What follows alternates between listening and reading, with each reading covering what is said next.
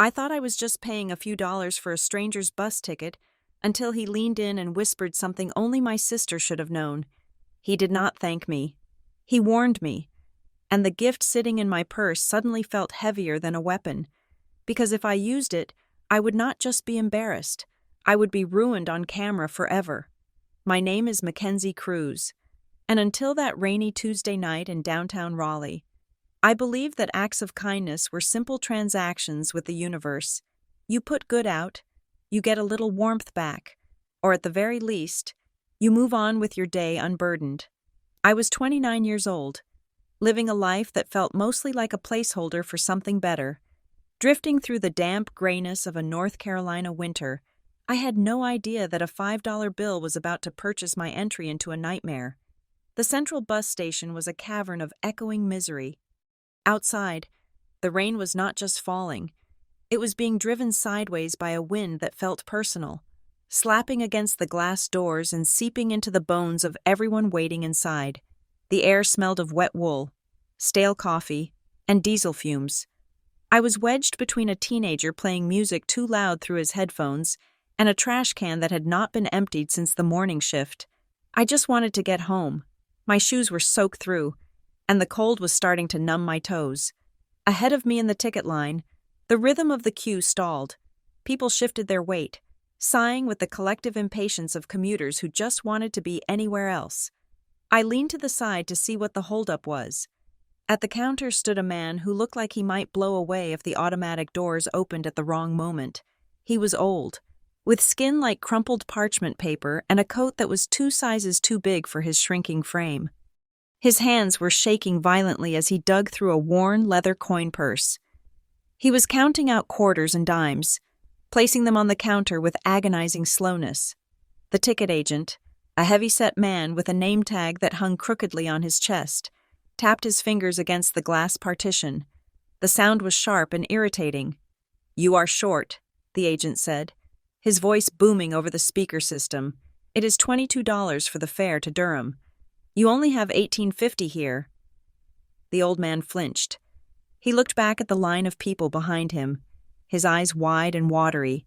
He mumbled something about having enough yesterday, about needing to get home, but his voice was swallowed by the cavernous room. He began patting his pockets, desperate, looking for a stray bill that clearly did not exist. The line grumbled. Someone behind me muttered about missing their connection. I did not think about it. It was not heroism. It was simply the desire to stop the uncomfortable scene playing out in front of me. I stepped out of line, walked up to the glass partition, and pulled a $10 bill from my wallet. "I have got it," I said to the agent, sliding the money under the glass. "Just give him the ticket." The agent took the money without a word, printed the slip, and shoved it toward the old man along with my change. I did not wait for the change. I turned to go back to my spot, expecting nothing more than a nod or perhaps the relief of the line moving again, but the old man did not move toward the boarding gates. Instead, he turned to me, up close. He looked terrified. This was not the embarrassment of someone who could not pay. This was the primal fear of someone watching a car crash in slow motion. He stepped closer to me, too close. I could smell the stale rain on his coat and something medicinal on his breath. I instinctively stiffened, preparing to politely back away, but he reached out. He did not touch me, but his hand hovered near my arm, trembling. He looked around the station, scanning the corners, scanning the ceiling cameras. Before locking his gaze onto mine, his eyes were intense, clear, and absolutely haunted. He leaned in until his face was inches from mine. I held my breath. "When Sloan leaves," he whispered, his voice a rasp that cut through the noise of the station, "do not put on the lipstick she gave you." The world seemed to stop. The noise of the announcements, the rain, the murmuring crowd, it all dropped into a vacuum. I stared at him, my mind unable to process the sequence of words. Sloan, my sister, my perfect, untouchable, successful sister. How could this stranger in a bus station possibly know her name? And the lipstick, the heavy gold tube sitting at the bottom of my purse right now. Before I could ask him anything, Before I could even form the question, "Who are you?" He spun around with a surprising agility and bolted toward the boarding gate. He did not look back. He did not thank me. He moved like a man escaping a crime scene. I stood there, frozen. As the line moved around me like water around a stone, my heart was hammering against my ribs. I felt a sudden, irrational urge to run after him, to grab his coat and demand answers. But the bus doors were already hissing shut. He was gone. The ride back to my apartment was a blur. I sat in the back of a taxi, staring out at the streaked window, watching the city lights smear into long, glowing lines. The old man's voice kept replaying in my head. When Sloane leaves, it implied he knew her schedule. It implied he knew we had met. It implied he knew about the gift. I arrived at my building and practically ran up the 3 flights of stairs. My hands were shaking as I unlocked the door. The apartment was dark and quiet, a stark contrast to the chaos in my mind. I did not turn on the main lights. I dropped my keys on the counter and grabbed my purse. I upended the bag onto my dining table. Receipts, gum wrappers, my wallet, and my phone scattered across the wood. And there it was, the lipstick. It rolled slightly and came to a stop. The casing was heavy, made of gold-plated metal, engraved with the sleek, interlocking V logo of Vespera Dermalabs. It was beautiful. It was the kind of object that signaled wealth and status, the kind of object Sloane owned by the dozen, and I could only dream of affording. 2 days ago, she had pressed it into my hand with a smile that dazzled everyone who saw it. "A custom shade," she had said, "just for you. Kenzie," now, sitting on my scratched wooden table under the dim light of the kitchen. It looked sinister. The gold seemed to gleam with a cold, predatory light. I reached out to touch it, and my fingers hovered just above the metal, mimicking the old man's hesitation at the station. "Do not put on the lipstick she gave you." Why? Was it poisoned? Was it expired? Was it some kind of cruel prank? I felt a laugh bubbling up in my throat, but it was hysterical, not amused. This was insane. I was letting the ramblings of a confused, senile stranger make me doubt my own sister. Sloane could be cold. Yes, she could be calculating. She had spent our entire lives overshadowing me, correcting me, and perfecting me. But she was not a villain in a movie. She was my blood. I picked up the tube. It felt heavier than it should have. Cold, dense.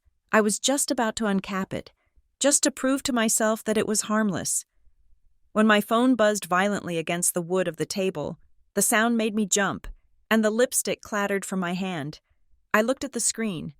The name flashing there made my stomach turn over. Sloane. I picked up the phone, my thumb hovering over the message notification.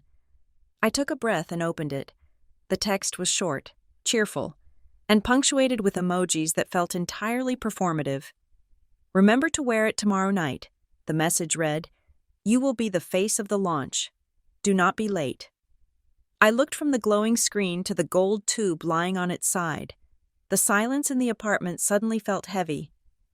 Pressing in on my eardrums, the old man's warning was no longer a rambling. It was a prophecy. And for the first time in my life, I looked at a gift from my sister and I did not see generosity. I saw a trap waiting to be sprung, to understand the weight of the gold tube sitting on my table. You have to understand the woman who gave it to me. To do that, I have to take you back 48 hours, to a Tuesday afternoon that shattered the quiet mediocrity of my neighborhood. It began with a sound that did not belong on my street.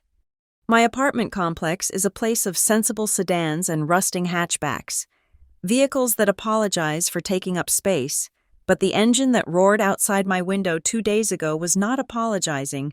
It was a low, guttural purr of expensive German engineering, the kind of sound that vibrates in your chest and announces that someone very important has arrived. I looked out the window and saw it. A silver convertible, sleek and predatory, parked illegally in the fire lane. And stepping out of it was Sloane. My sister does not just enter a room. She curates it, even from 2 stories up. She looked like a magazine spread that had somehow breathed itself into 3 dimensions. She was wearing a cream-colored power suit that probably cost more than my car. her hair a cascade of perfectly highlighted waves that refused to acknowledge the humidity. As she locked the car, she did not look around at the peeling paint of my building or the overflow of the dumpster nearby. She looked straight at my window, as if she knew I was watching.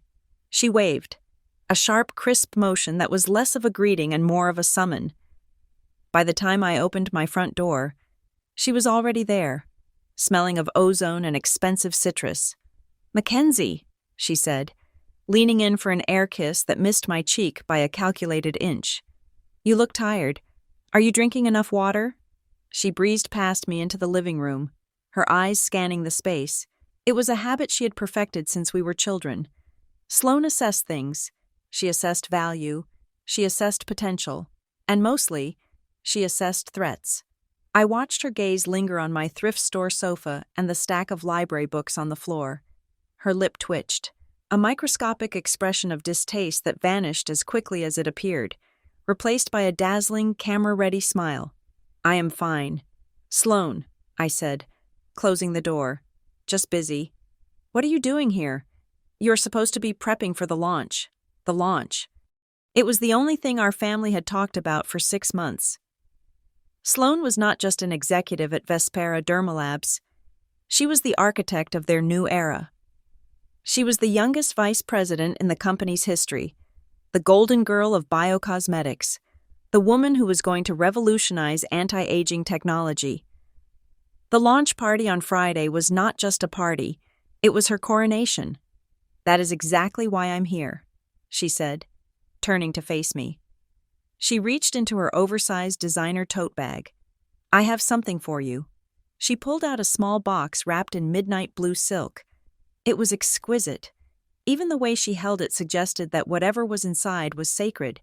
She held it out to me, her manicured fingers gripping the edges tightly. I took it, feeling the smoothness of the fabric. "Open it," she commanded softly. Inside lay the lipstick. The gold casing caught the afternoon light. Looking heavy and substantial, I pulled the cap off. The color was a deep, rich crimson, a shade that looked like crushed velvet. "It is a custom blend," Sloane said, her voice dropping to a confidential whisper. "We are not releasing this shade to the public until next year. The lab made it specifically for my skin tone, but since we share the same undertones, I knew it would look perfect on you." I looked up at her, surprised. Sloane and I were not enemies, but we were not friends. We were rivals in a race I had never signed up for and had never stood a chance of winning. Growing up, if I got an A, Sloane got an A+ and a scholarship. If I got a part in the school play, Sloane got the lead and a scout from the city. She consumed the oxygen in every room, leaving me just enough to survive but never enough to shine. For her to drive all the way here to give me a prototype cosmetic felt out of character. It felt almost kind. "Thank you," I said, genuinely touched. "It is beautiful." "Sloane, I need you to wear it on Friday," she said, the warmth in her voice hardening into something more steel-like. "At the party?" I nodded. "Of course." "No. Kenzie, listen to me." She stepped closer, her heels clicking on my cheap laminate floor. "I mean, you need to wear this specific lipstick, not the drugstore stuff you usually buy. The press is going to be there. Investors from Silicon Valley are going to be there. I need everything to be flawless. That includes my family." She reached out and tucked a strand of hair behind my ear, her fingers lingering near my jawline. Her eyes searched my face, intense and analyzing. It felt like she was looking for a crack in a vase she was about to buy. "I want you standing right next to me on the red carpet," she continued. "I want the photographers to get a close-up of us together, 2 sisters, the crew's legacy. You need to look radiant. This formula, it reflects light differently. It will make you pop on camera. Promise me you will apply it right before we go out." I felt a familiar knot of inadequacy tighten in my stomach. Even her gift came with a critique. She was not giving me makeup because she loved me. She was giving it to me because she was afraid I would embarrass her with my own choices. She was micromanaging my face. "I promise," I said, forcing a smile. "I will wear it. I will look the part." Sloane exhaled, her shoulders dropping half an inch. Good. This night means everything to me. Kenzie, if this launch goes well, I get the seat on the board. I get everything I have worked for. I cannot have any distractions. I cannot have any mistakes. She checked her gold watch, the diamonds on the bezel flashing. I have to go. Meeting with the PR team in 20 minutes. She turned and walked to the door, her presence sucking the energy out of the room as she left. But at the threshold, she paused. She looked back at me, holding the silk box and the gold tube. For a second, the mask slipped. The confident, shark-like executive vanished, and I saw something else in her eyes. It looked like anticipation, or maybe anxiety. It was hard to tell with Sloane. Her emotions were always filtered through a layer of calculation. You are going to knock them dead, she said. I just want you to be beautiful. Kenzie, at exactly the right time. Then she was gone. I heard the Porsche roar to life, a beast waking up. And then the sound faded down the street, leaving me alone in the silence of my apartment. At the time, I thought she was just being Sloane, controlling, perfectionist, but ultimately trying to include me in her world. I thought the intensity in her eyes was just the stress of a woman on the verge of the biggest night of her career. I wanted so badly to believe that my big sister wanted me to shine beside her. I wanted to believe that for once, she was pulling me into the spotlight instead of pushing me into the shadows. But now, sitting in the dark with the rain hammering against the window and the old man's whisper echoing in my ears, that memory curdled. I replayed the scene, and the context shifted. The way she had watched me, the insistence on that specific tube, the demand that I apply it right before the cameras flashed. I just want you to be beautiful, at the right time. It was not a compliment. It was a timeline. I looked at the lipstick on the table. It no longer looked like a luxury item. It looked like a munition. Sloane had not driven across town to give me a gift. She had driven across town to plant evidence. And the most terrifying part was not that she had done it, but that she had done it with a smile so perfect I had thanked her for it. I stood in the center of my kitchen, the gold tube heavy in my palm, caught in a paralysis between logic and instinct. My rational mind was screaming that I was being ridiculous, that I was letting the ramblings of a mentally unstable homeless man dictate my relationship with my own sister. Sloane was competitive, yes, she was cutting, but she was not a monster. We shared the same parents. We had shared a bunk bed until I was 10. The idea that she would hand-deliver a toxic substance to my apartment was the kind of plot twist that belonged in cheap paperback novels. Not in my mundane life in Raleigh, but my instinct refused to let me lift that crimson stick to my mouth. Every time I moved my hand upward, a cold knot tightened at the base of my throat, choking me. I needed to know. I needed to prove to myself that I was crazy so I could apply the lipstick, go to the gala, and let Sloane win her little victory of making me look beautiful on her terms. My eyes landed on the dining table.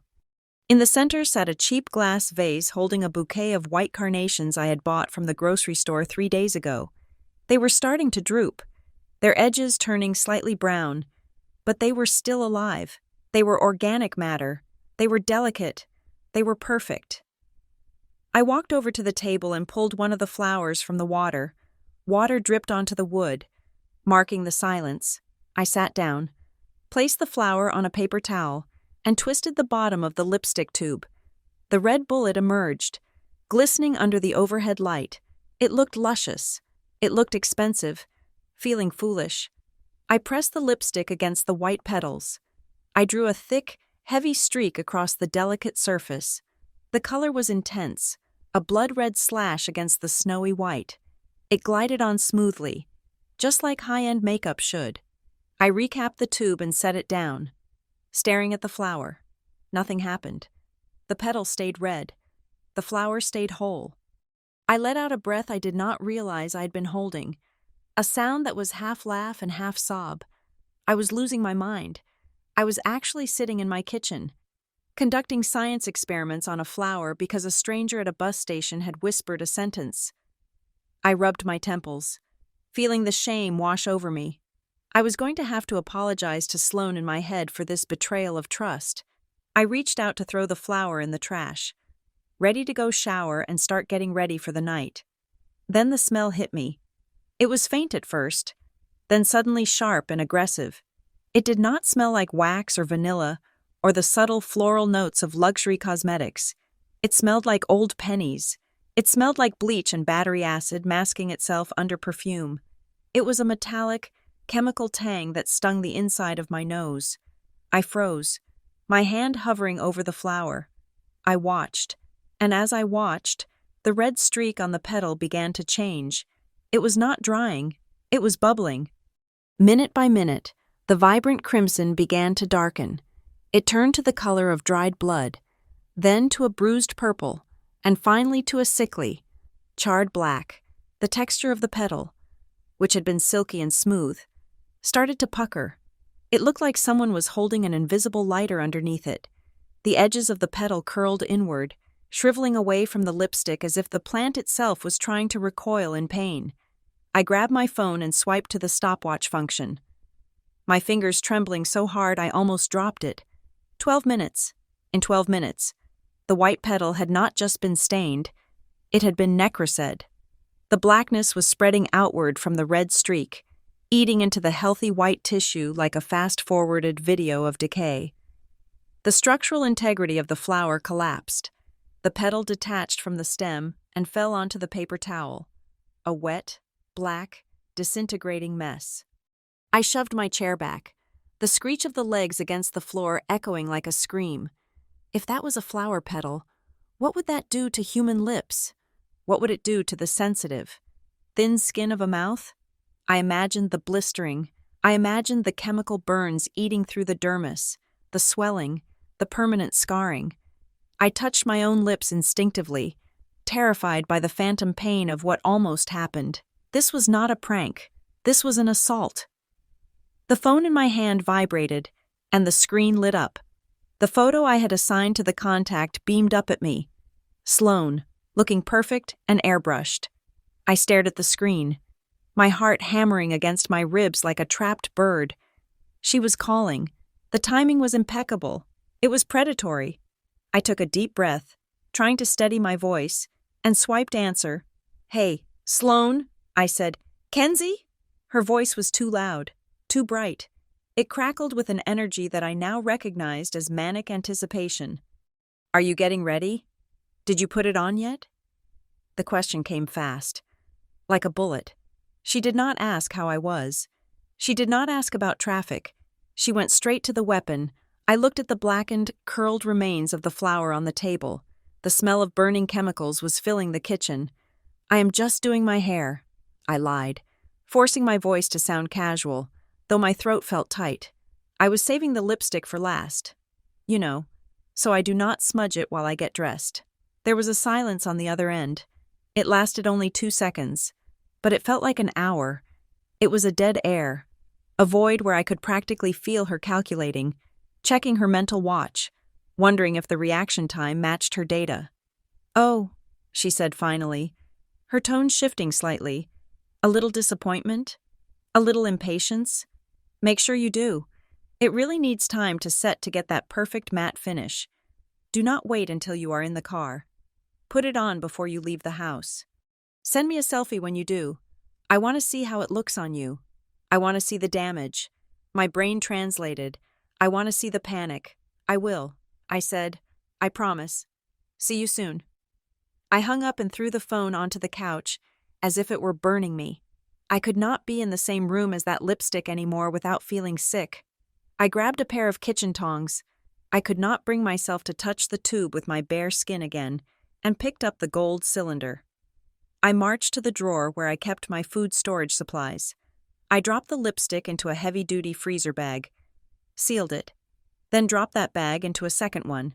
Then, I placed the double-bagged weapon inside a plastic food container and snapped the lid shut. I stared at the container. I had locked it away like a captured viper. But I still did not feel safe. I needed sanity. I needed someone who did not see the world through the distorted lens of the Cruz family dynamics. I picked up my phone again and dialed Marin Caldwell. Marin answered on the first ring. She always did. She was the kind of friend who would help you bury a body, but would lecture you the entire time about your poor life choices that led to the murder. "Tell me you are not wearing that dress Sloane picked out for you," Marin said by way of greeting. "Marin," I said, and my voice broke. "I think my sister just tried to disfigure me." The line went quiet. Marin did not gasp. She did not ask if I was joking. Marin was a paralegal with a minor in chemistry and a deep, abiding suspicion of anyone who smiled as much as Sloane did. "Talk," she said. I told her everything. The old man at the bus station, the warning, the test with the flower, the smell, the black, shriveling decay. The phone call Sloane had just made, pushing me to apply it. When I finished, I expected her to tell me to call the police. "Do not call the cops yet," Marin said, her voice cold and sharp. "Sloane is the VP of Vespera. If you call the cops now, she will spin it. She will say it was a bad batch, a manufacturing error, an expired sample she picked up by mistake.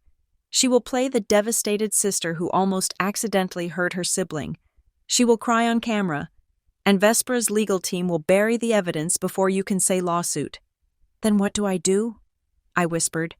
I was looking at the plastic container on the counter. "We need proof that cannot be spun," Marin said. "We need to know exactly what is in that tube. I have a contact, an independent toxicologist in Cary. He used to consult for the EPA before he went private. He owes me a favor from a case last year." "Tonight?" I asked. "Right now," Marin said. "Pack the sample. Do not touch it. Do not breathe it in. Meet me at his lab in 40 minutes. And Kenzie? Yeah? This was not an accident. You do not accidentally formulate a lipstick that melts flowers." I hung up and looked at the container again. For 29 years, I had told myself that Sloane was just difficult, that she was hard on me because she wanted me to be better, that her cruelty was a side effect of her ambition. I had made excuses for her because the alternative was too painful to admit, but looking at the dead flower and the sealed box, the excuses evaporated. You do not hand someone a loaded gun and call it a gift unless you want them to pull the trigger. Sloane had not just been careless. She had planned this. She had gone to a lab, or found a failed prototype, and she had saved it. She had waited for the biggest night of her life, and she had decided that the perfect accessory for her success was my destruction. I grabbed my coat, I grabbed the container, I walked out into the rain, and for the first time, I was not just the little sister, I was the witness, and I was done being the victim. The drive to Cary the next morning felt less like a commute and more like a funeral procession. The sky was a heavy, suffocating blanket of gray, hanging low over the pine trees that lined the highway. It was the kind of humidity that made your clothes stick to your skin the moment you stepped outside. A dampness that seeped into everything. I had the plastic container buckled into the passenger seat like a fragile child, checking it every time I hit a pothole or took a turn too sharply. The address Marin had given me led to a nondescript brick building tucked away in an industrial park that seemed half abandoned. There was no sign out front, just a number stenciled in peeling white paint on the glass door. It looked clinical and forgotten, the perfect place for secrets. "Doctor," Malcolm Hart was waiting for me. He was a man who seemed to be made of sharp angles and starched cotton. He wore a lab coat that was impossibly white against the gloom of the room, and his eyes behind wire-rimmed glasses were intelligent but tired. He did not waste time with pleasantries. He did not offer me coffee. He simply extended a gloved hand for the container. I handed it over, feeling a strange reluctance to let it go. As long as I held it, I could pretend it was just a suspicion. Once he took it, it would become evidence. "Doctor." Hart placed the container on a stainless steel table under a harsh fluorescent light. He did not open the inner bags yet. He simply unlatched the plastic lid of the outer box and leaned in, inhaling deeply near the seal. His reaction was immediate and terrifying. He recoiled, his nose wrinkling in a spasm of disgust. He took a step back, pulling his glasses off to rub the bridge of his nose. "That is not a cosmetic profile," he said, his voice flat and absolute. I swallowed hard. What do you mean? Cosmetics, even the chemical heavy ones, have a specific olfactory signature, he explained, putting his glasses back on. They smell of waxes, oils, preservatives, fragrances meant to mask the base ingredients. This? This smells like a solvent. It smells like something you would use to strip paint from industrial machinery, not something you apply to human skin. He looked at me, and for the first time, I saw genuine concern in his gaze. It was not the pity I usually got when people looked at me next to Sloane. It was fear. I am going to run a full-spectrum analysis, he said. I will prioritize it. I should have the preliminary breakdown by this afternoon. But listen to me carefully. Ms. Cruz, he leaned forward, his hands resting on the cold metal table. Do not let this substance touch your skin. Do not even open the bag again. And whatever you do, do not bring this into a crowded area until we know what the volatility is. If this reacts to air or heat, it could be dangerous to more than just the person wearing it. I nodded, feeling the blood drain from my face. I will wait for your call. I left the lab feeling heavier than when I arrived. The air outside was thick with impending rain, the gray light washing out all the color from the world. I walked toward my car, my keys clutched in my hand like a talisman. I just wanted to go home, lock the door, and wake up from this twisted reality where my sister was a villain. I was halfway to my sedan when movement caught my eye. There was a small security shack near the exit of the lot, a tiny box of glass and metal that I had ignored on my way in. A figure was standing inside, watching me. My heart stopped. It was him. The coat was different. A generic navy blue security uniform instead of the oversized trench coat. But the face was unmistakable. It was the old man from the bus station, the man who had started this entire avalanche with a whisper. He was not looking at me with the manic intensity of the night before. He looked resigned. He tapped on the glass and motioned for me to come over, but then he made a sharp, cutting gesture with his hand. He pointed to a camera mounted on a light pole near my car, then pointed to a blind spot behind the shack. He was telling me to move out of the frame. I hesitated. Every instinct I had told me to get in my car and drive away, but the image of the blackened flower petal flashed in my mind. This man knew. He was the only one who had the other half of the puzzle. I walked casually toward my car, opened the door, pretended to search for something, and then slipped around the back of the vehicle.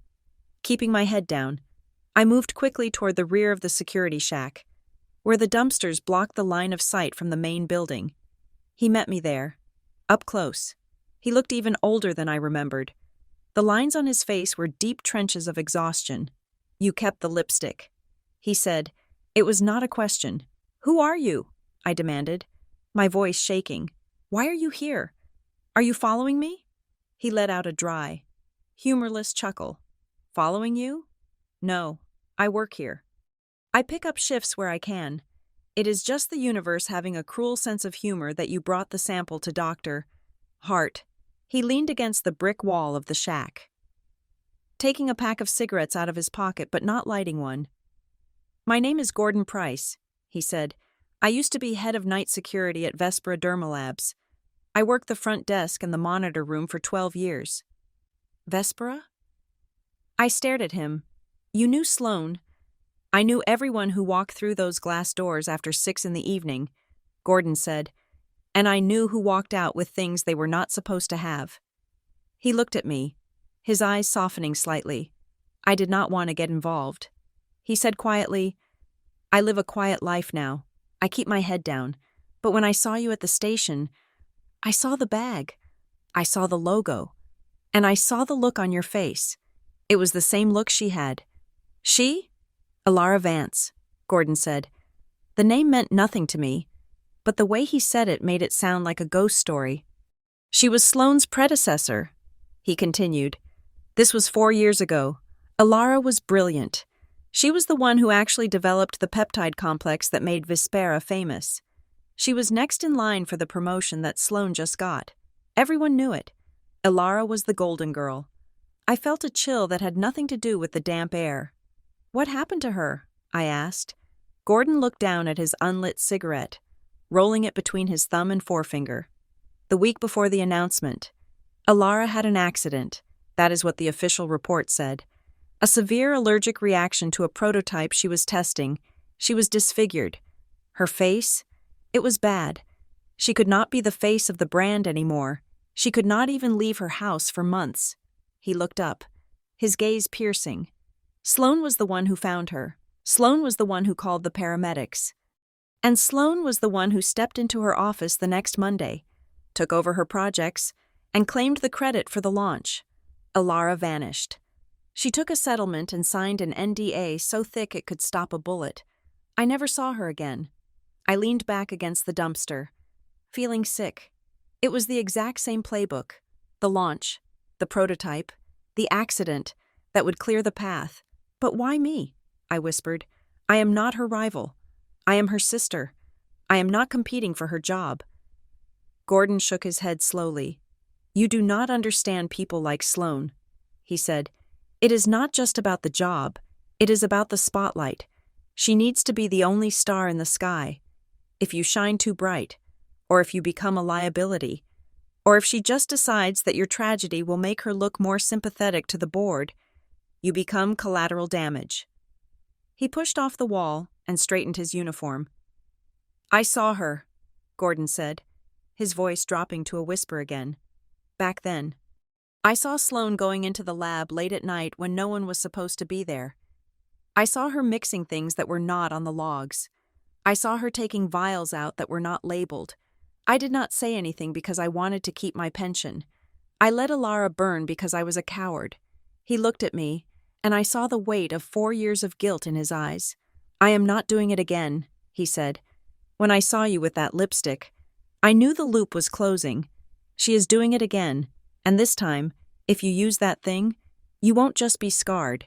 You will be the tragic backstory that helps her sell 1 million units of sympathy. He checked his watch. I have to get back to the gate.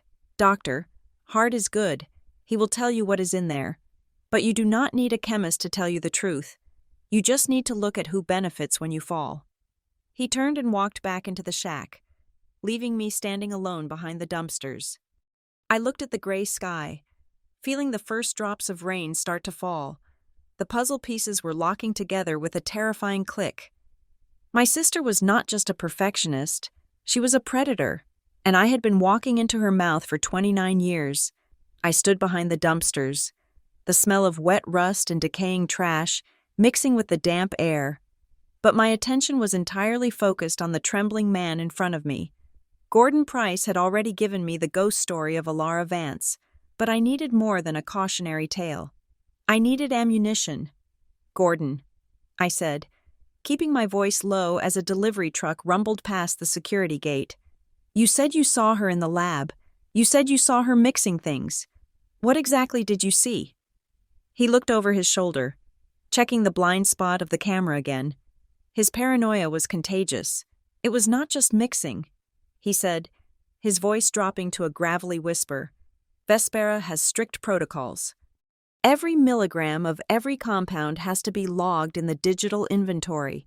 If you take a vial of retinol, the system knows. But Sloan, she was bringing in her own supplies. He reached into his pocket and pulled out a small, battered notebook. He flipped through the pages with fingers that were stained with nicotine. Stopping at a page covered in scribbled dates and times, I kept a log. He confessed. Call it insurance. Call it curiosity. But on those nights, the nights she worked past 2 a.m, she was not using the company beakers. She was using a separate setup in the quarantine hood, and she was labeling the vials by hand. He tapped a specific entry on the page. I found one of the empty vials she tossed in the biohazard bin one night. I fished it out because I wanted to know what was so secret. It had a code on it, not a Vespera SKU. It was handwritten in red marker. He looked up at me, his eyes grim. LX-20-9. The air left my lungs. My hand flew to my pocket, pulling out my phone. Before I had sealed the lipstick in the double-bagged fortress for Dr. Hart, I had taken a photo of the bottom label. It had looked like standard packaging, a gold sticker with the shade name Velvet Rose printed in elegant font, But underneath the name, stamped in faint, almost invisible ink, was the production code. I swiped through my gallery, my thumb shaking, until I found the image. I zoomed in. There it was, tiny, jagged, stamped right over the official batch number, LX-29. I turned the screen toward Gordon. He looked at it, and his face went gray. "That is it," he whispered. "That is the ghost batch." I felt a wave of nausea that had nothing to do with the smell of the dumpster. This was not a random poisonous flower she had crushed into a tube. This was a long-game experiment. Sloane had been developing this formula, this weapon, for years. She had kept the specific batch that destroyed Alara, or perhaps a refined version of it, and she had saved it. She had labeled it, stored it, and waited for the moment when she needed to erase someone else. "It is not just lipstick," I said, my voice sounding hollow to my own ears. "It is a biological weapon she made off the books." Gordon nodded. "And if she gave it to you, she is done testing. She is ready for the final demonstration," as if summoned by the realization. My phone buzzed in my hand. The vibration made me jump, nearly dropping the device into a puddle of oily rainwater. It was a text from Sloane. I stared at the notification, feeling a surge of hatred so pure it almost frightened me. "Make sure you stand in the center of the step and repeat tonight." The message read, "The lighting is best there. The press will want close-ups of your smile. Do not disappoint me." The wording was surgical. Close-ups. She was directing the scene of my destruction. She wanted the cameras to capture the blistering, the peeling, the horror on my face in high definition. She did not just want me hurt. She wanted me immortalized as a monster. I looked at Gordon. "I need you to testify." I said, "I need you to tell people what you saw. The off-book labs, the LX-29 batch, the connection to Alara." Gordon took a step back, shaking his head rapidly. "No, absolutely not. I told you. I am done. I just wanted to warn you. I cannot go up against Vespera. They have lawyers who make senators disappear. Sloane does not just ruin people. Kid, she erases the evidence. If I speak up, they will dig into my past. They will find some reason to bury me, and nobody will believe a retired security guard over a biotech executive. Gordon, please," I begged. "She is going to do this to me tonight. Then do not go," he snapped, his voice cracking. "Throw the lipstick away. Move to another state. Change your name. That is what Alara should have done. That is the only way you win. You survive." He turned and walked away from me, retreating into the safety of his guard shack, locking the door with a definitive click. I stood there in the rain, alone again, but the fear was starting to calcify into something harder, something colder. I got back into my car and dialed Marin. I told her about the batch code. I told her about Gordon's refusal. I told her about the text message. "We have her," I said, gripping the steering wheel. "We have the toxicologist report coming. We have the batch code link. We call the police right now. We get a warrant for her apartment. We stop the party." There was a long silence on the other end of the line. "Mackenzie," Marin said, her voice measured and terrifyingly calm. "If you call the police right now, do you know what happens? She gets arrested?" I guessed. "No. Her lawyers get a call. They claim it was a terrible mistake. They claim the LX-29 batch was a failed prototype that was supposed to be destroyed, and Sloane, in her infinite love for her sister, accidentally grabbed the wrong tube from her sample case. She will cry. She will say she is horrified. She will offer to pay for your medical exams, and the police will call it an accident because they cannot prove intent without a confession." I hit the steering wheel with the palm of my hand, but she texted me. She told me to wear it, which she will say was an innocent request. Marin countered, "She will spin this. And your parents? Who will they believe? The successful daughter who made a mistake, or the jealous younger sister trying to ruin the big launch?" The question hit me like a physical blow. My parents, they worshipped the ground Sloane walked on. If I accused her of attempted chemical assault without irrefutable proof, they would look at me like I was insane. They would protect her. They always protected the investment. So I just let her get away with it? I asked, tears of frustration stinging my eyes. No, Marin said. We do not let her get away with anything. But if you want to take down a predator like Sloane, you cannot use the law.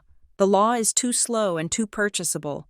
You have to use the one thing she cares about, her reputation. I realized, you have to let her think the trap worked. Marin said, you have to walk into that party. You have to let her think she has won. You need her to confess when she thinks no one is listening. And you need an audience that she cannot buy off. I looked at the text message again. The press will want close-ups. She wanted a show. She wanted a tragedy broadcast live to the world. I am going to give her a show, I said, the plan forming in my mind like a dark crystal, but she is not going to like the ending. I hung up the phone and started the engine. The fear was gone. In its place was a cold, quiet clarity. Sloane thought she was the director of this play. She thought I was just a prop, a disposable extra meant to be broken for dramatic effect, but she had forgotten one thing. Live television has no edit button. I put the car in gear and drove out of the industrial park. I was not going to run. I was not going to hide. I was going to the ball. And I was going to bring the fire with me. The phone rang at exactly 12 o'clock. The sound was sharp and intrusive, slicing through the heavy silence of my car. I was still parked on the shoulder of the highway, halfway between the industrial park and my apartment, staring at the rain streaming down the windshield. The caller ID displayed Dr. Hart. I picked it up on the second ring. Hello? My voice sounded brittle, like dry leaves. Ms. Cruz, Doctor. Hart did not waste time with greetings. His voice was no longer the clinical, detached tone of a scientist. It was heavy, flat, and grave. It sounded like a man reading a death sentence. Are you alone? Yes, I said. I am in my car. Good. Do not go near anyone right now, and whatever you do not touch that container. I felt a cold prickle of sweat down my spine. Did you analyze it? I did.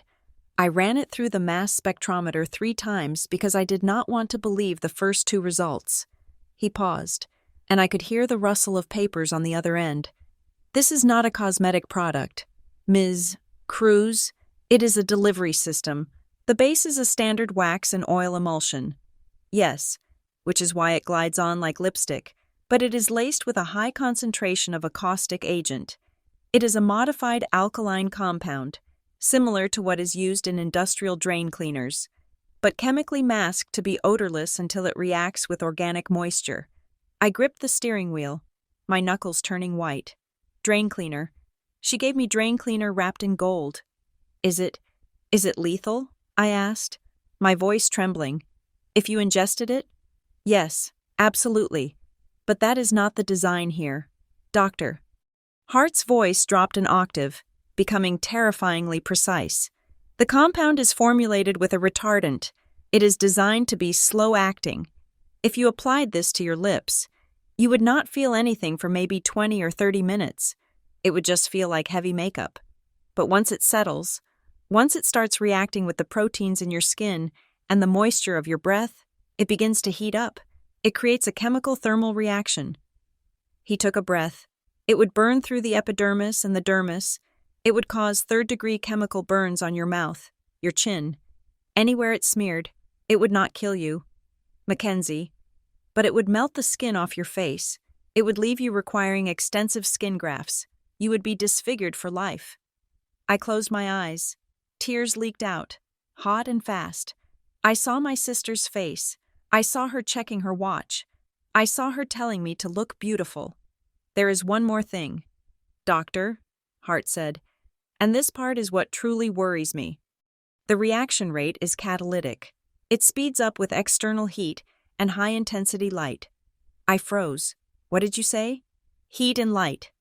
He repeated, this formula is photosensitive to a degree. If you were sitting in a dark, cool room, the burn might be slow, a stinging sensation you could wash off before it did permanent damage. But if you were under strong lights, say halogen lamps or studio lighting, and if the ambient temperature was high, like in a crowded room. The reaction would be almost instantaneous and violent. It would flash burn. The world tilted on its axis. The launch party. Sloane did not just want to hurt me. She had engineered the weapon to trigger specifically in the environment she had invited me to. The red carpet, the television crews, the massive lighting rigs used for the broadcast, the hundreds of bodies packed into the ballroom generating heat. She wanted me to walk out there, smile for the cameras, and then scream. She wanted me to dissolve live on air. "My God," I whispered. "She set you up, Ms. Cruz?" "Doctor," Hart said, breaking his professional distance, "I do not know who gave this to you, but they built a bomb and painted it red. I'm going to write up this report. I am flagging it as a hazardous material. You need to take this to the authorities." "I will," I said, my voice hardening. "But not yet. Thank you, Doctor." I hung up. For a long minute, I just sat there, listening to the rain drum against the roof. I tried to imagine the level of hatred required to do this. It was not a crime of passion. It was a crime of architecture. She had built this moment brick by brick. She had calculated the lighting. She had calculated the timing. She had probably even calculated the camera angles to capture the exact moment my face was destroyed. So she could look horrified and rush to my aid. The tragic sister. That was the narrative. I was going to be the monster so she could be the saint who took care of me. My phone buzzed again. I looked down. It was her. "Don't be late." The message read in all caps. "And remember to use the gift. I want you perfect." It was almost funny. She was so arrogant, so sure of her control, that she was micromanaging her own crime scene. She was checking to make sure the victim was walking toward the trap at the correct speed. I typed a reply. My fingers were steady now. The fear had burned away, leaving only a cold, crystalline rage. Okay. I hit send. That red heart was a lie. It was a promise. It was the last act of the sister she thought she knew. Mackenzie the doormat was dead. The woman sitting in the car was someone else entirely. I started the engine and pulled back onto the road. I did not drive home. I drove toward the city center, dialing Marin on the hands-free system. "Marin," I said when she answered, "call Gordon. Tell him I do not care if he is scared. Tell him I do not care about his pension. Tell him I know how to take her down without the police." "Mackenzie?" Marin sounded worried. "What is the plan?" "We are not going to stop the party," I said. "Merging onto the highway, we are going to hijack it." An hour later, I sat in a booth at a diner on the outskirts of Raleigh. Marin was across from me, her face pale as she read Dr. Hart's digital report on her tablet. Gordon sat next to her, looking like a man who wanted to bolt for the door. I had begged, threatened, and finally shamed him into coming. "She is a monster," Marin whispered, looking up from the tablet. "This says the pH level is... Mackenzie, this is acid." "I know," I said quietly. Gordon refused to look at the report. He was staring into his black coffee. "I told you," he mumbled. "I told you she does not leave loose ends. If you go to that party, you are walking into a kill box. I am going to the party. Gordon." I said. He looked up, startled. "Are you deaf? Did you not hear what the doctor said? The lights will trigger it." "I am going to the party," I repeated, leaning forward, "but I am not wearing the lipstick." "Then what is the point?" Marin asked. "She will know. As soon as she sees you, she will know you did not use it. She will spin the story before you can open your mouth. She will know I did not use it." I agreed, and that is exactly what I want. I want her to panic. I want her to pull me aside to ask why. I want her to take me somewhere private to scold me, to force me, to fix the script she wrote. I looked at Marin. "Where is the one place at a launch party where there are no cameras?" I asked. "The VIP room." Marin said instantly, "The holding room for the executives. It is strictly off limits to press." "Exactly," I said. "That is where she will take me. When she sees I am not playing my part, she will drag me into the VIP room to scream at me. She will want to know why her weapon did not fire. And when she thinks we are alone, She will tell me the truth. She is arrogant, Gordon. You know that. She will brag, or she will threaten, but she will admit it. And who is going to hear it? Gordon asked skeptically. Just you. It is your word against hers again. I reached into my bag and pulled out a small black device I had picked up from an electronics store on the way over. Not just me, I said. Marin's eyes widened. A wire? Better, I said. I do not just want a recording. Recordings can be doctored. Recordings can be suppressed by lawyers. I want it live. I turned to Gordon. You worked security there for 12 years. You know the layout of the Crescent Row Hotel ballroom. You know how the AV system works. Gordon hesitated, then nodded slowly. I know the setup. The VIP room has a direct feed to the main stage screens. It is meant for the keynote speakers to watch the audience before they walk out. And can that feed be reversed? I asked. Can the audio and video from the VIP room be sent to the main stage screens? Gordon stared at me. His mouth opened slightly. You want to broadcast the VIP room to the ballroom? I want to broadcast it to the ballroom, I said. To the press, to the investors, to the internet. I want every word she says to me in private to be played on a 40-foot screen behind her back. Gordon looked at me for a long time. Then, slowly, a grim smile touched the corners of his mouth. It was the first time I had seen him smile. The input jack is in the utility closet behind the stage. He said, if you can get someone in there to patch the feed. Marin, I said, turning to her, do you still know that guy who runs audio for the hotel? Marin pulled out her phone, her fingers flying across the screen. I am texting him right now. He owes me $50 and a favor. I sat back in the booth. The plan was terrifying. It relied on timing, on technology, and on Sloane being exactly the narcissist I knew she was. If it failed, I would just be the crazy sister making a scene. But if it worked, I picked up Dr. Hart's report and slid it into my purse. Gordon, I said, you are not just a witness anymore. You are my technical director. He nodded, stubbing out his cigarette. When do we start? Tonight, I said. The doors open at 7. We have 7 hours to set the stage for the performance of her life. The first stop was a theatrical supply store tucked away in a strip mall between a laundromat and a vape shop. It smelled of latex, spirit gum, and stale popcorn. I was not there for glamour. I was there for gore. I moved through the aisles with a basket in the crook of my arm, grabbing items with a grim efficiency, a wheel of bruising colors, a bottle of liquid latex, a small spatula for texturing. I did not need to look pretty for tonight. I needed to look like a victim. The plan relied on visual shock. If I walked in looking flawless, Sloane would just be confused. If I walked in looking like my face was melting, she would be ecstatic, and ecstasy makes people careless. I paid $45 in cash to a clerk with purple hair who did not even look up from her phone. Back in the car, I opened the liquid latex. It smelled pungent, like ammonia. I did a patch test on the back of my hand, watching it dry into a wrinkled, skin-like film. It was perfect. With the right shading, I could create a blistered chemical burn effect that would fool anyone from 3 feet away, and certainly from across a red carpet. My phone pinged. It was Marin. I have the layout. The message read, meet me at the loading dock of the Crescent Row Hotel. 10 minutes.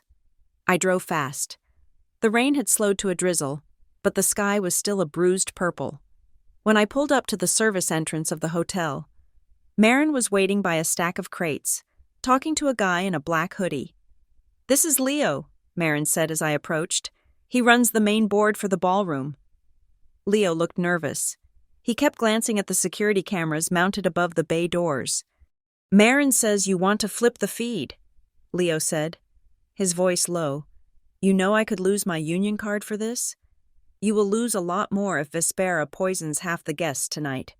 I lied. It was a calculated exaggeration, but I needed him on board. Leo swallowed hard. Okay, here's the setup. The green room, that is the VIP holding area for the executives, is wired with a closed-circuit camera and a monitor so they can watch the stage. Usually, The signal goes from the stage to the room, but the cabling is bidirectional. He pulled a folded schematic out of his hoodie pocket. If I patch into the matrix switcher in the utility closet, I can reverse the flow, he explained, tracing a line with a grease-stained finger. I can take the camera feed from the green room and dump it onto the main projection screens in the ballroom. Will there be audio? I asked. If they are near the monitor? Yes, Leo said. The monitor has a built-in mic for two-way comms with the tech booth. But I have to override the mute function manually. I need a cue. I cannot just leave it running, or they will notice the feedback. When I walk into that room with my sister, I said, looking him in the eye, that is your cue. As soon as that door closes, you go live. Leo nodded, shoving the schematic back into his pocket. Do not make me regret this. He disappeared back into the hotel bowels. Marin turned to me, her face pale. If the tech fails, she said, if the mic does not pick up, if Leo gets cold feet. I reached into my purse and pulled out a digital voice recorder the size of a pack of gum. I taped it to the inside of my dress earlier. It has a 12-hour battery life. Even if the screens stay dark, I will have her voice in my pocket. Gordon arrived a moment later, looking out of place in his civilian clothes, a beige windbreaker and slacks. He was carrying a manila envelope. I got the schedule, he said, handing me the paper. Sloane arrives at 6:30. She does a walkthrough of the stage at 6:45. Then she goes to the VIP room for makeup touch-ups until 7:15. He pointed to a highlighted section of the floor plan. Here's the thing. Mackenzie. Sloane hates being watched. When she is in the VIP room, she makes the security detail stand outside in the hall. She claims she needs to meditate before a speech. But I checked the logs from her previous events. And? I prompted. The cameras in the hallway outside the VIP room always have a convenient malfunction for about 10 minutes before she comes out. Gordon said, she pays someone to loop the footage. That is when she makes her calls. That is when she meets people she does not want logged in the visitor book. It was perfect. She had created a blind spot for her own secrets. She thought the VIP room was a fortress where the rules did not apply. She had no idea she had dug her own dungeon. I took the envelope from Gordon. Inside, I placed the toxicology report from Dr. Hart, the printed photo of the batch code on the lipstick, and a handwritten statement Gordon had drafted in the car. It was a flimsy shield against a billion-dollar corporation, but it was all I had. One last thing, Marin said. She held up her phone. I just got off the line with the precinct. I did not give them names. I just said there was a credible anonymous tip about a chemical irritant being deployed at the Vespera launch. I stared at her. You called in a threat? I called in a safety concern. Marin corrected. They are sending a unit. They will be standing by the fire exits. If you scream, they will be inside in 10 seconds. And more importantly, if we get her confession on that screen, there will be officers right there to see it. It was time. I sat in the driver's seat of my car and pulled out my phone. I needed to prime the pump. I needed to make sure Sloane was in exactly the right headspace. Dominant, arrogant, and protective. I typed a message. I am so nervous about tonight. Everyone is going to be looking at me. Please promise you will help me if I panic. I do not want to ruin your night.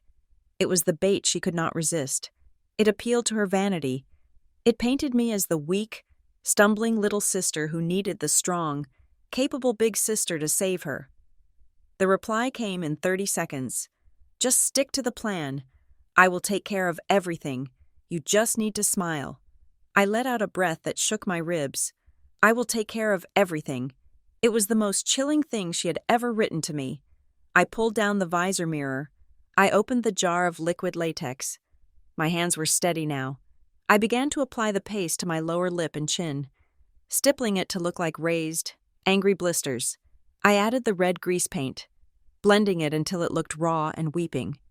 I dusted it with a little translucent powder to take away the shine of the latex, making it look like burnt flesh. It was grotesque. It was horrifying. It was the best makeup job I had ever done. I put on a black face mask, the kind people wore for the flu, covering the lower half of my face. It hid the fake injury, But it also served a narrative purpose. It screamed, "I am hiding something." It screamed shame. I checked the recorder one last time. Red light on. Recording. I stepped out of the car. The rain had stopped, leaving the pavement slick and black. Reflecting the neon lights of the city, I smoothed down my dress, clutched my purse with the evidence envelope inside, and walked toward the glowing entrance of the Crescent Row Hotel. I knew exactly how this night would go.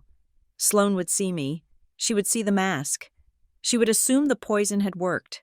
She would drag me away from the cameras to inspect her handiwork. She would take me to the VIP room to gloat. And when she closed that door, she would be locking herself in with the truth. The grand ballroom of the Crescent Row Hotel was not just a room. It was a sensory assault designed to make you feel small. The ceiling was lost somewhere above a constellation of chandeliers that dripped crystal like frozen rain. The air was thick with the scent of expensive perfume, champagne, and the ozone smell of hot electronics. 1,000 conversations created a low, vibrating hum that felt like a hive of bees swarming inside a skull. I stepped onto the red carpet, and the atmosphere shifted instantly. I was not wearing the sequins or the silk that the invitation demanded. I was wearing a simple, high-necked black dress that swallowed my figure, making me look like a shadow moving through a kaleidoscope. But it was not the dress that stopped the conversation. It was the cheap, disposable blue medical mask hooked over my ears, covering the lower half of my face. In a room full of people desperate to be seen, hiding your face is an act of aggression. The photographers lined up behind the velvet ropes were the first to react. They were like sharks smelling blood in the water. I heard the mechanical whir of shutters clicking into overdrive. A murmur rippled through the crowd, spreading outward from the entrance like a shockwave. Is that the sister? What is on her face? Is she sick? I kept my eyes down, playing the part of the humiliated sibling trying to be invisible while standing in the brightest spot in the room. This was the stage Sloane had built. I was just walking onto it. The mask was uncomfortable, the elastic digging into my skin, but under the layers of cotton, my lips were painted with the gruesome masterpiece of latex and red grease. I felt the heat of the lights Dr. Hart had warned me about. If I had worn the real lipstick, my skin would be cooking right now. The thought made my stomach turn, grounding me in the reality of what I had to do. Then, the crowd parted. Sloane appeared at the top of the short staircase leading to the main floor. She looked magnificent. She was wearing a gown of liquid silver that clung to her body like a second skin, reflecting the flashbulbs until she looked like she was made of pure light. She was smiling, that practiced, dazzling smile that convinced investors to write checks with 6 zeros. She scanned the room, drinking in the adoration, until her eyes landed on me. Her smile faltered. It was a micro-expression, a tiny glitch in the programming. For a fraction of a second, her brow furrowed. She saw the mask. She had expected to see me trying to hide a disfigured face with hair or a scarf, or perhaps not see me at all if I had rushed to the ER. But the mask was clinical. It suggested a medical reality she had not scripted. But Sloane was a professional. The glitch vanished, replaced instantly by a look of performative concern. She rushed down the stairs, her heels clicking a frantic rhythm on the marble. "Mackenzie!" she cried out, her voice pitched perfectly to carry over the ambient noise. She reached me in the center of the red carpet, right where the Vespera logo was repeated on the backdrop, step and repeat. She threw her arms around me. It looked like a loving embrace, but I felt the tension in her biceps. Her fingers dug into my shoulders, sharp and demanding. "Oh my God," she whispered into my ear, her voice dropping so only I could hear. "Why are you wearing that thing? Take it off. You look ridiculous." She pulled back, keeping her hands on my arms, framing us for the photographers, to the cameras. She looked like the worried older sister checking on a fragile sibling. "Tell me what is wrong," she said, loud enough for the press to hear. "You are shaking." I was shaking, but not from fear. I was shaking from the adrenaline of the predator who has finally cornered its prey. I looked at her, widening my eyes to feign panic. I reached up with a trembling hand and touched the edge of the mask. I did what you said. I stammered, my voice muffled by the fabric. I used the gift. But it hurts. Sloan. It burns. Sloane's eyes lit up. It was subtle. A dark spark of satisfaction deep in her pupils. She had been waiting for this confirmation. She nodded encouragingly, her hands squeezing my arms tighter. "Let me see," she urged. "It cannot be that bad. We can fix it." She was lying. She knew exactly how bad it was. She wanted to see the ruin. She wanted the money shot. I hooked my finger under the blue loop of elastic. I hesitated, letting the photographers scream my name, begging for the shot. "Mackenzie! Over here! Look right!" I pulled the mask down. The gasp that went through the room was physical. It sucked the air out of the space. The makeup job was horrific. The liquid latex had dried into puckered, weeping blisters that looked like my skin was sloughing off the bone. The red grease paint shone under the harsh lights like raw meat. It looked as if I had kissed a hot iron. Flashbulbs exploded. It was a blinding white stroboscopic assault. I flinched, turning my face away. But Sloan did not shield me. She stepped back. It was a small movement, just half a step, but it was devastating. A protective sister would have pulled me into her chest. She would have covered my face with her hand.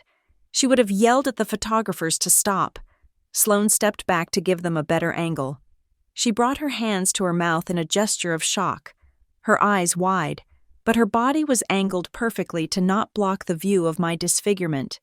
She was framing the tragedy. She was letting the world see the monster so they could appreciate the beauty standing next to it. "Oh, Mackenzie!" she cried, her voice trembling with fake horror. "What happened? What did you do?" Before I could answer, a flurry of movement broke the tableau. My parents, Diane and Robert, pushed through the line of reporters. My mother's face was pale. Her eyes locked on my mouth. My father looked ready to punch someone. "Kenzie!" my mother screamed. "Oh my God! Robert, look at her face!" They reached us, grabbing my hands, blocking the cameras. "We need to get her to a hospital," my father shouted. Looking around for security. "Someone call 911. This is a chemical burn." "No," I whimpered, grabbing Sloane's silver dress. I clung to her, burying my face in her shoulder to hide the makeup from close inspection.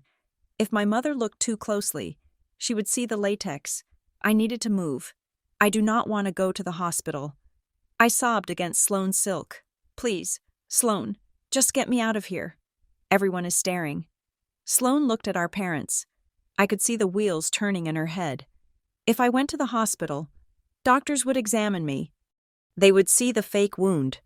Or worse, if the wound had been real, they would analyze the chemical traces. She did not want medical intervention. She wanted to control the narrative. "I have got her," Sloane said firmly to our parents. "I will take her to the green room. We have a first aid kit there. She is just in shock. Please, Mom, Dad, handle the press. Keep them back. I need to calm her down."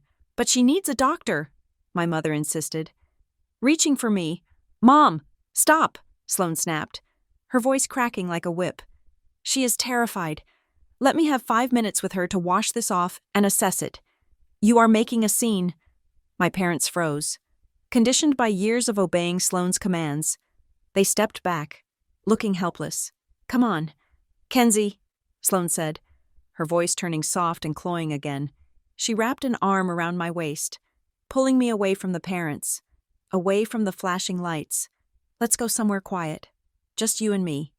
She led me toward the side door that opened into the private corridor. I leaned on her, letting my weight drag, playing the broken doll. As we walked, I looked over her shoulder. I saw Gordon standing by the emergency exit, his face grim. I saw Marin near the tech booth, her phone raised.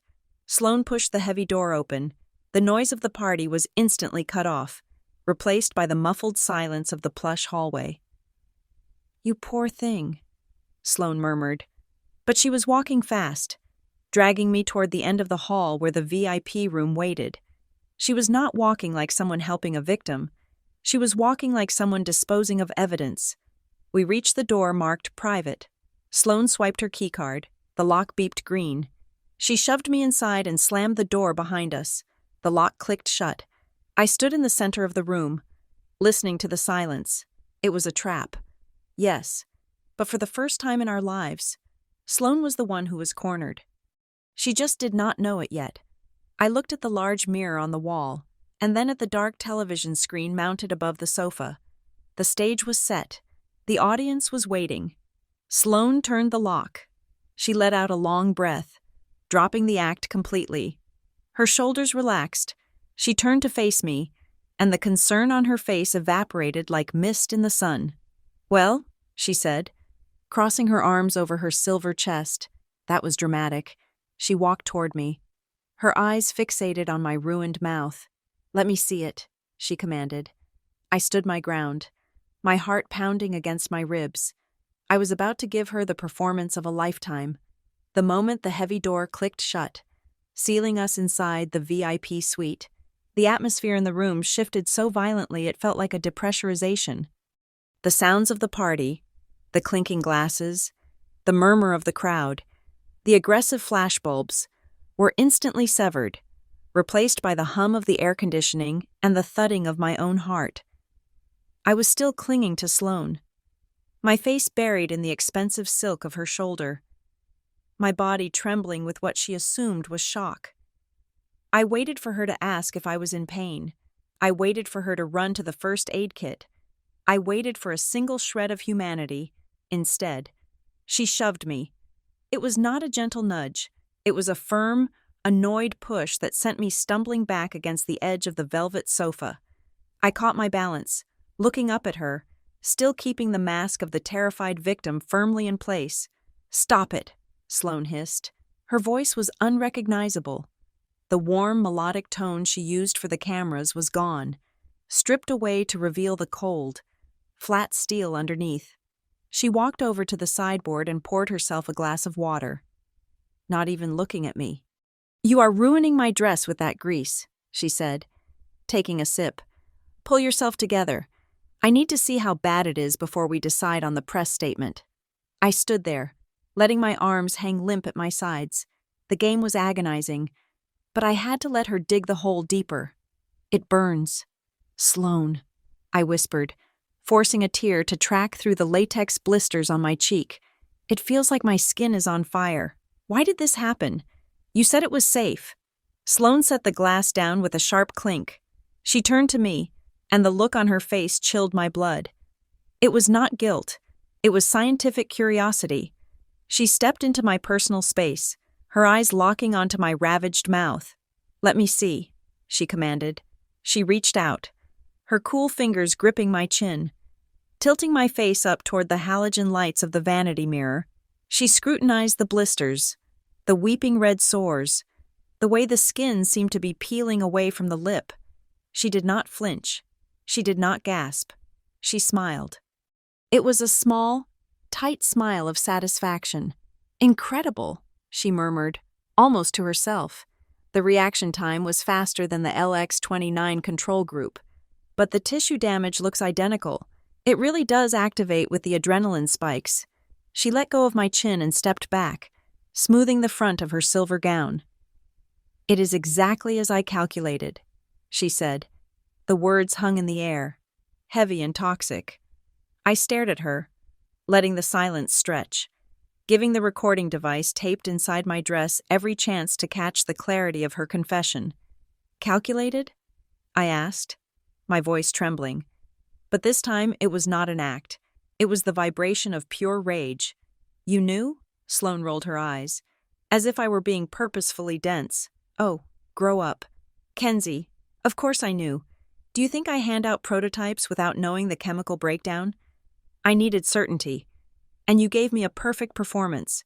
The mask was a nice touch. By the way, very dramatic. It really sold the horror."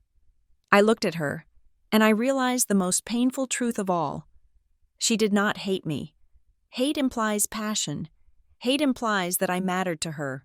This was not hate. This was utility. I was just a resource to be spent, like a budget line item or a raw ingredient. "Why?" I asked. The single word felt heavy in my mouth. "Why would you do this to me?" "I am your sister. I have never tried to hurt you. I have stayed in your shadow my whole life."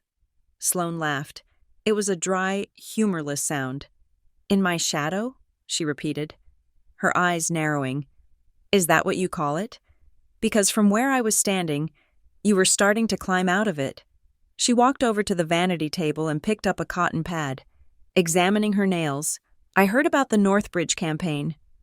"Mackenzie." I froze. Northbridge was a small, local clothing brand. They had emailed me 2 weeks ago about modeling for their spring catalog. It was a tiny job. It paid $500. I had not told anyone except Mom. "Mom told you?" I whispered. "Mom tells me everything," Sloane said breezily. She was so proud. "Mackenzie is finally finding her footing. Mackenzie is going to be on billboards downtown." Sloane turned on me, her face twisting into a snarl of sudden, vicious jealousy. "I am the face of this family. Mackenzie, me, I am the one building an empire. I am the one bringing in millions. I cannot have you popping up on some cheap billboard 2 streets away from my headquarters, looking like the budget version of me. It dilutes the brand. It confuses the market. So you decided to melt my face off?" I asked, my voice rising. "To stop a catalog shoot? I decided to give you a narrative that fits," Sloane corrected, her composure returning. "Look at it this way. Tomorrow morning, you will not be the failed model. You will be the tragic victim of a rare, 1 in a million allergic reaction. I have already drafted the press release." She gestured vaguely in the air, as if reading a headline. "Vespera executive devastated by sister's medical crisis. We will set up a foundation in your name. I will pay for your reconstructive surgeries. You will be famous. Kenzie, you will be the pity of the nation, and I will be the saint who stands by your side, holding your hand while you heal. It is a win-win. You get the attention you crave, and I get the sympathy vote that secures my seat on the board." I felt sick. It was so clinical. She had monetized my disfigurement before it had even happened. "And Alara?" I asked. The name felt like a grenade. Sloane paused. For the first time, a flicker of genuine surprise crossed her face. "Who told you that name?" she asked sharply. "It does not matter." I said, "Did you do this to her, too? Was she just another narrative you needed to fix?" Sloane's expression hardened. She walked closer to me, her voice dropping to a dangerous whisper. "Alara Vance was arrogant. She thought she could leverage her research to push me out. She thought she was the genius. I just reminded her that genius does not matter if you cannot show your face in the boardroom. She took what was not hers, just like you were trying to do." She checked her diamond watch. "Enough talking. We need to stage the exit. I need to make sure those blisters look wet enough for the ambulance lights." She reached for a bottle of water, intending to dab it on my face. "Don't touch me," I said. Sloane stopped, her hand mid-air. "Excuse me?" I said. "Do not touch me." I reached onto the vanity table and grabbed a thick pile of wet wipes. I held them in my hand, feeling the cool moisture seeping into my skin. "You know, Sloane," I said, my voice steady and cold. "You are right about one thing. The narrative is everything. But you forgot the most important rule of storytelling." Sloane frowned, looking at the wipes in my hand. "What are you doing? You have to know your audience," I said. I raised the wipes to my face. I pressed them hard against my chin and mouth. Sloane watched, confused. As I scrubbed, I rubbed firmly, peeling away the layers of latex and grease paint. It came off in clumps, red, sticky, and fake. I wiped again, clearing the blisters from my lower lip. I wiped a third time, revealing the smooth, unblemished skin of my chin. In 10 seconds, the horrific chemical burn was gone. I dropped the dirty, red-stained wipes onto the pristine white carpet. I stood there, my face clean, my skin perfect, looking at her. Sloane's face went slack. The color drained out of her cheeks so fast she looked like she was going to faint. Her mouth opened, but no sound came out. She looked from my face to the pile of latex on the floor, her brain failing to compute the image. It is fake," she stammered, her voice breathless. But I saw it. The reaction. Latex and stage paint. I said, I did not use your lipstick. Sloan, I gave it to a toxicologist named Dr. Hart this morning. He found the LX29 batch code. He found the alkaline compounds. Sloan stepped back, hitting the edge of the vanity. Her eyes were wide, darting around the room like a trapped animal. You set me up, she whispered. You set me up. I did. I agreed, but I did not do it alone. I pointed a finger toward the large flat-screen television mounted on the wall above the sofa. It was currently dark, a black rectangle in the room. We are in the VIP room. Sloan, I said, do you remember how the AV system works here? It is a two-way feed. Sloan turned to look at the TV, then back at me, horror dawning in her eyes. No, she gasped. No, you couldn't. I signaled the tech booth an hour ago. I said mercilessly, and the moment that door closed, the feed reversed. I took a step toward her. That camera in the corner? It is not off. It is live, and it is not just recording. It is broadcasting. Sloan spun around to look at the small camera lens mounted in the ceiling corner. Her hands flew to her mouth, covering the lips that had just confessed to a felony. Broadcasting to where? She choked out. To the ballroom, I said. To the main stage screen. To the 300 reporters, the investors, Mom, Dad, and the police officers standing by the exits. I leaned in, my voice dropping to a whisper that I knew the microphone would pick up perfectly. They heard everything. Sloan, they heard about the Northbridge campaign, they heard about the fake press release, and they heard about Alara. Sloan let out a scream, a raw, primal sound of absolute panic. She lunged toward the wall where the AV cables ran down from the television. "Shut it off!" she shrieked, clawing at the wires. "Shut it off right now!" She grabbed the thick black power cord of the monitor and ripped it from the wall with a shower of sparks. But the screen did not go black. Instead, the input source switched. The screen flickered once, twice, and then a new image resolved in high definition. It was a wide shot of the grand ballroom outside, but the ballroom was silent. On the screen, I saw hundreds of people standing frozen, their faces turned upward, looking at the giant projection screen above the stage. I saw my parents, clutching each other, their faces masks of devastation. I saw the police officers moving through the crowd, and on the giant screen behind the stage, towering over the room, was a freeze frame of Sloane's face, twisted in that moment of cruel, arrogant confession. The feed in the room was now showing us the audience, and the audience was looking right back at us. Sloane fell to her knees, the severed cord in her hand, staring up at the screen as the reality of her ruin looked back at her from 1,000 judging eyes. "It is over." "Sloane," I said, and then the door to the VIP room burst open. The door to the VIP suite did not just open. "Mom! Dad! You know her. She has always been jealous. She rigged the room. It is a deep fake." For a second, the room held its breath. The sheer force of Sloane's conviction was terrifying. She was so good at this. She was so used to bending reality to her will that she actually believed she could talk her way out of a live broadcast confession. But then, a booming sound rolled in from the open door. It was the sound of her own voice, amplified by the massive speakers in the ballroom.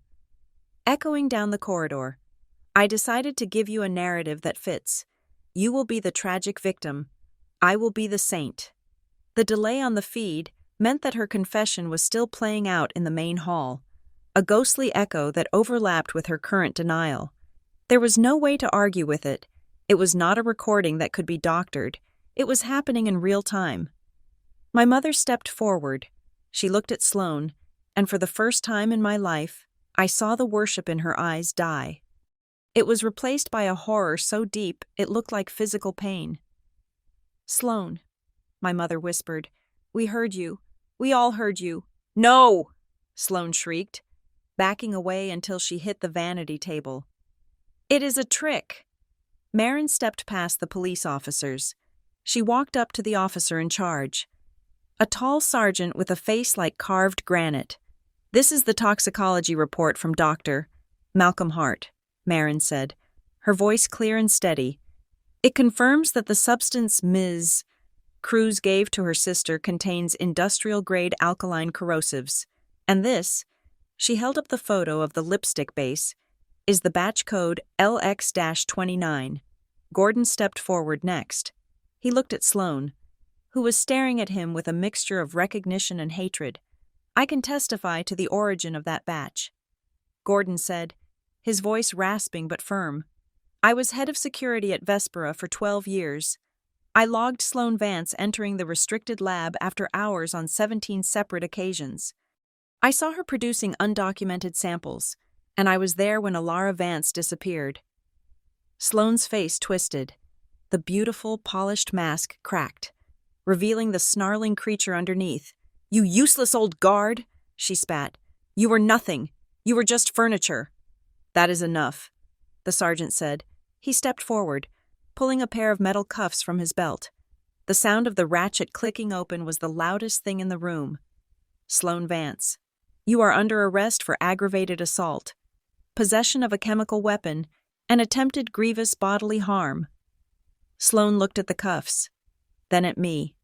Her eyes were wild. She did not look sorry.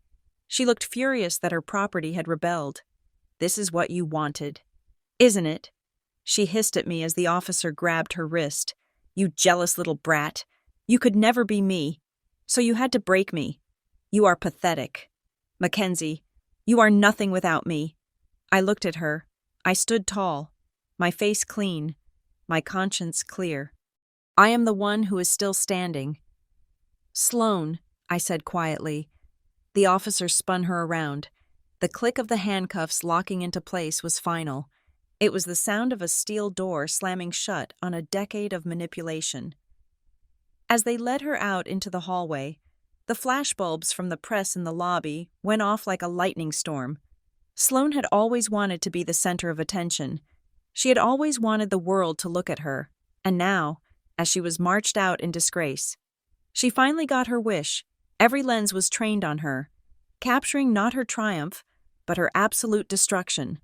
The weeks that followed were a blur of legal motions and depositions. Vespera Dermalabs fired Sloane within 6 hours of the arrest. Their stock price plummeted, and in an attempt to save their reputation, they opened their internal archives to the police. They found everything. They found the notebooks Gordon had seen. They found the stash of LX-29 in a safe deposit box Sloane had rented under a false name. And most damning of all, they found the settlement emails regarding Alara Vance. The district attorney did not just charge her for what she tried to do to me. They reopened Alara's case. The woman who had been erased by Sloane's ambition was finally given a voice. Witnesses came forward. Other assistants, other interns, people who had suffered accidents or career-ending rumors whenever they got too close to Sloane's spotlight. My sister was not just a competitive executive. She was a serial predator who used chemistry and rumors to cull the herd. The trial lasted 3 weeks. The jury deliberated for 4 hours. Sloane was sentenced to 15 years in a federal penitentiary. When the judge read the verdict, she did not cry. She just stared at the table, her face blank, already rewriting the narrative in her head, convincing herself that she was a martyr of her own genius. My parents sold the house in Raleigh. They could not bear to live in the city where their golden child had turned into lead. They moved to Florida, trying to outrun the shame. We talk on the phone, but the conversations are surface level. They still do not know how to look at me without seeing the daughter who put their favorite child in a cage. I did not stay in the apartment. I sold everything that reminded me of the old Mackenzie. I took the job with Northbridge Creative, but not as a model.